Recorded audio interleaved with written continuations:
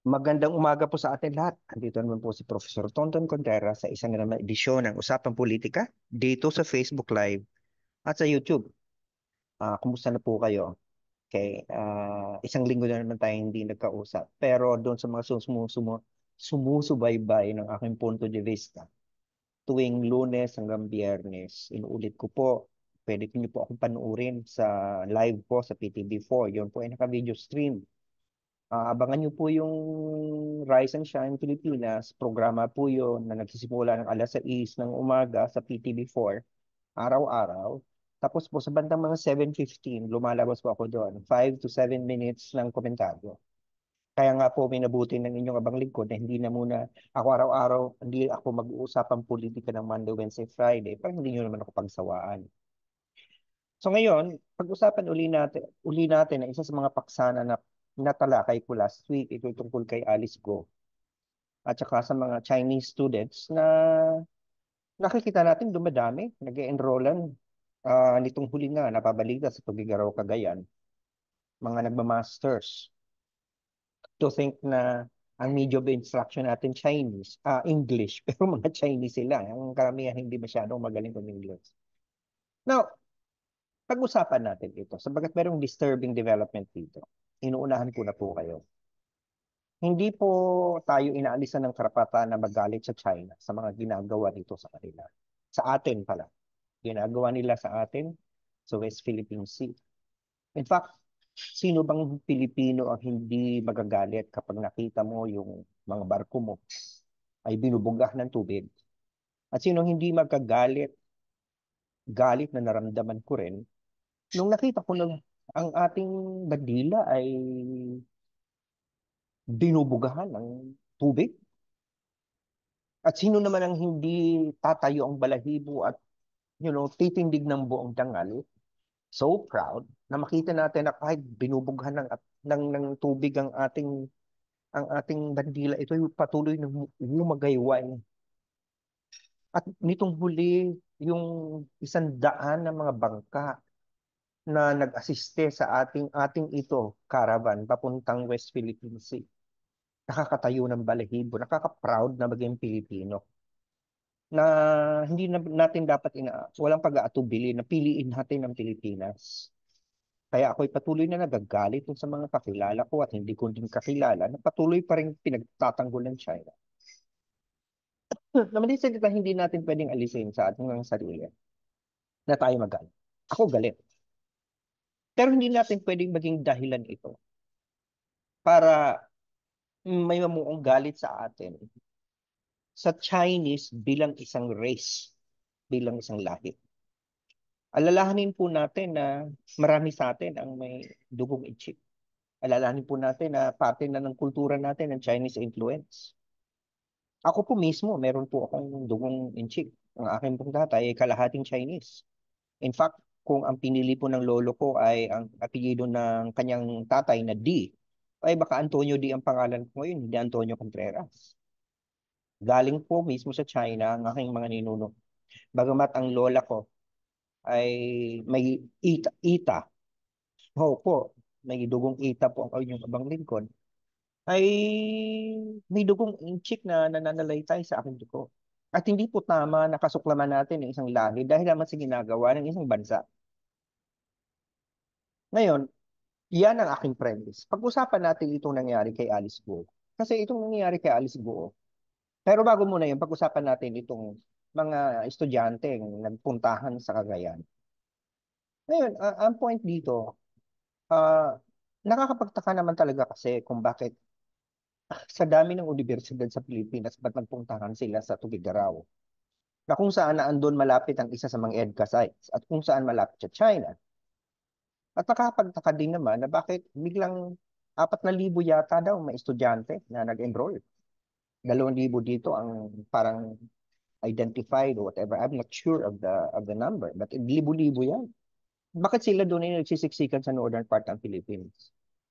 At ang nakakabahala dito, ang kanilang presensya ay nakakatawag pansin sapagkat ang pinupurso nila di umano ay mga graduate degrees o kahit na undergrad, ang sabi ng iba, hindi naman daw nakikitang pumapasok. nagbabayad lamang ng tuition. So ito ba ay para dahilan lamang nila para manatili sa Pilipinas? Now, marami tayong pwedeng itanong. Ito ba mga economic refugees ba ito? Tumatapos ba ito sa China? Naghahanap ng mabuting kapalaran sa Pilipinas? Kasi kung ganun, parang katulad din yan ng ating mga kapatid na mga OFWs na pumunta sa ibang bansa para magtrabaho. Pero doon, mga kapatid natin pumunta sa ibang bansa para magtrabaho at tumita. Sila pupunta dito para gumastos, para mag-aral. Parang, parang there's something off. And yet, at the same time, you have to understand that there is also the fear that these are people who are considered to be advanced parties of some kind of an espionage strategy deployed by China. Hindi natin pwedeng alisin sa sarili natin ang mga mba at magduda. Alam mo naman, parang conspiracy theory yan. Pero sino bang magsisisi sa atin na sinong pwedeng manisi sa atin magkaroon ng ganong pag-iisip? Di ba? Pero ito naman yung nangyayari dahil meron din naman tayong kasalanan. Una, ang ating pong pulisiya na yung Bureau of Immigration na lang ang pwedeng magpalit ng visa from tourist to student. Yan ay panunan pa ni Erap Estrada, executive order yan, na sana naman revisahin at palitan o kaya you know, ano na, itapo na yung EO na yan. Kasi imagine tayo mga Pilipino, hindi natin basta-basta pwedeng ilipat ang visa natin from tourist to student. Pag pumunta tayo sa ibang bansa, kailangan kung turista ka, bumalik ka, umuwi ka. Tapos kung gusto mag-apply ng student visa, dapat may admission ka. Hindi ka basta-basta pwede mag-apply sa ibang bansa. Kailangan may economic capabilities ka. Ang iba nga, may test ka pa. Kailangan may admitted ka sa university, magpakita ka ng English proficiency test. Pinagdaanan namin yan sapagkat ako mismo nag-aaral ako sa ibang bansa. So, hindi ganun kadali. Eh bakit sa atin parang pumunta lang dito ang turista tapos papalitan ang visa, magiging estudyante? So yan, hindi na yung kasalanan ng mga Chinese. Kasalanan natin yan. At pagkatapos naman, isa pa sa mga nagiging muspin din dito, pasensya na po kung merong maingay ha, kasi ako po ay nasa isang public place. Ah, ang isa pang medyo nakakabahala din dito ay yung mismo din mga universities. May complicity. Sapagkat alam niyo naman bakit may admission policies kayo, ba't ninyo tinitingnan? Ngayon, hindi natin din maalis sa kanila bakit gano'n na para bagang meron silang ah, layunin na padamihin ang international students nila. Bakit? Sorry kung merong maingay kasi nga nasa public place tayo. Ako nga mang nag-iingay din. Ah, so yung point na ang kaya din nadapit ko na yung mikropono. Yung point na ang ang ang ito mga universities na ito, bakit may meron sila incentive na magkaroon ng international students? Dahil nga ah, ayon sa World University Rankings, isa sa mga elemento nito internationalization. Mas maraming foreign students, mas mataas ang puntos mo. So incentive ito sa mga university lalo na doon sa mga lugar na malalayo sa capital o kaya gusto magpataas dahil dito man lamang sa Pilipinas tumaas man lang ranking nila mapansin sila ng World University Rankings. Pataasin nila ang dami ng kanilang international students kahit na nga ito ay hindi qualified o ganun. Hindi ko sinasabing ganyan ang ginawa ng mga university sa Cagayan. Pero isa yan sa posibleng dahilan. So again, hindi natin masisisi dito ang mga Chinese. Ang masisisi natin dito tayo, ang mga admission committees ng universities. Okay, punta tayo kay Alice Go. Ito si Alice Go, kaya natawag ang pansin natin sa kanya ay dahil yung kanyang bayan na mayor siya, yung Bamba, nagkaroon ng raid sa isang pogo. Na kung saan sa loob ng pogong ito may mga di umano illegal na nangyayari. Nililinaw ko po ang pogo po hindi po illegal sa Pilipinas. Hindi po illegal ang pogo. Ang mga nangyayari sa loob nito ang maring illegal sapagkat di umano ito ay naging kuta ng mga fraudulent transactions ng mga mga ano mga scam. At minsan pa nga dito dinadala yung kanilang mga tinotorture ng mga kapwa Chinese or even other nationals. Ang balita ko nga, ewan ko kung totoo to, kaya daw na-raid yung Pogo na yun sapagkat merong isang tinotorture sila na isang foreign national na nakatakas at nag-report. So, doon nakita na maraming illegal na nangyari sa loob. Ang mga nagtatrabaho ay mga walang papeles, walang dokumento, yun po ay mali. Ay yung mismong existence ng Pogo Kaya po ito pinapa-review sapagkat yung existence ng Pogo ay hindi illegal. In fact, nagiging ginastify pa ngayon ng huling administrasyon na source yan ng revenue natin. Pero yung mangyayari sa loob, yun ang illegal. Ngayon, itong si Mayor Alice Go, kaya natawag ang pansin kasi yung lupa na kinakatayuan ng Pogo ay di umano'y kanya. Kasi itong napag-alaman natin, so Mayor Alice Go, bigla na itong sumulpot sa politika. In fact, bago ng election noong 2022, 2021 lang siya nagrehistro bilang botante. So, qualified naman sapagkat you only need about 1 year of residence in a town for you to run for office. Yan po ang batas ng eleksyon eh. So ngayon, ang aligasyon eh baka naman may koneksyon itong si Mayor Go sa Pogo. Yan po ay dapat patunayan sapagkat presumption of regularity innocence tayo. Di ba? Kasi hindi naman porket konektado siya sa Pogo, eh konektado siya sa mga illegal na nangyari doon. Right? At kung legal naman yung transaction, ang lupa niya, nirentahan, hindi naman natin pinagbabawal ang mga mayor may mga pag-aaring lupa. Di ba?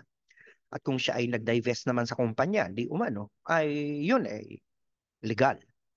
Pero di ganun pa man, kailangang sitahin.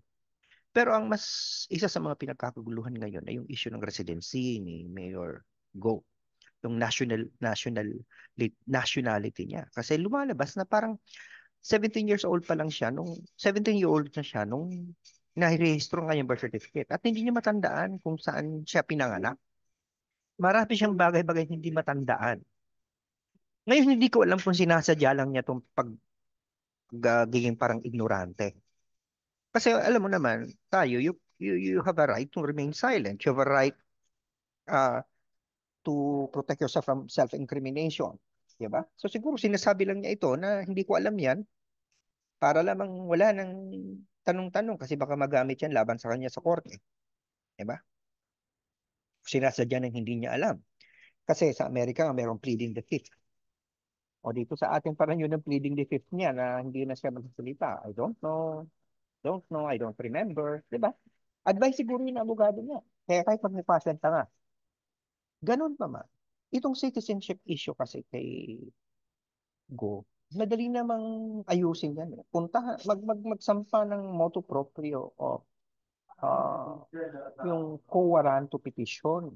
At dito pwedeng yung natalong kandidato or pwedeng ang gobyerno ang kanyan. Para, wala na kasi ito sa kamay ng COMELEC na proklama mo na eh. At mayroong pinakitang katibayan na siya citizen. May birth certificate. Kahit ito man ay ah, late na register. Eh hindi naman yan di pangkaraniwan sapagkat ako nga yung anak kong pinanganak sa Amerika, nitong nag-aaral na lamang siya ng college, pinarehistro ko sa Pilipinas yung birth certificate sa Honolulu. Narehistrado sa Honolulu pero dito ko lang ni-register. Ah hindi, parang hindi ko rin ni-register sa Honolulu yung birth niya doon eh.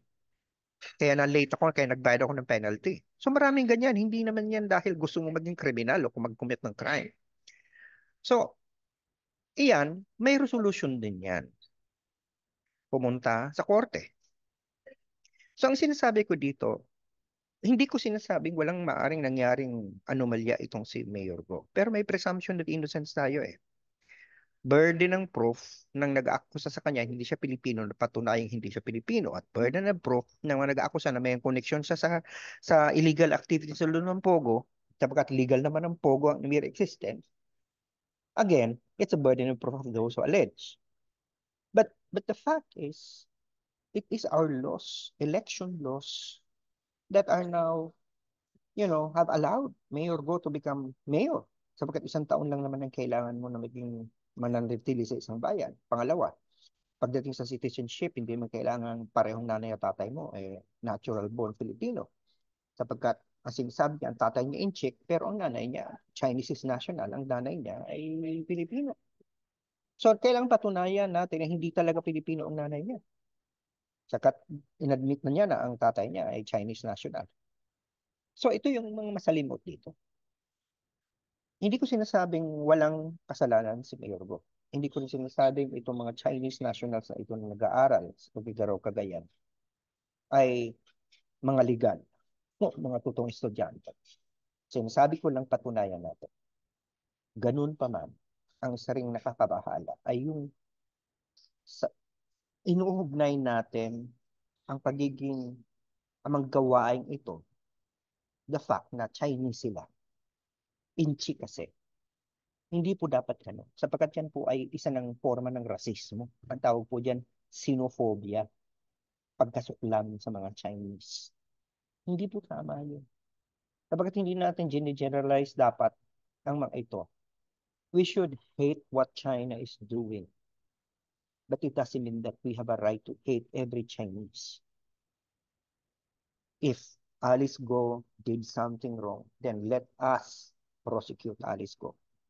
If the Chinese nationals present in the country are illegals, they have no right here, then let us deport them. As we have deported already many who work in the POGO operations that were discovered in Bamban Tarlac.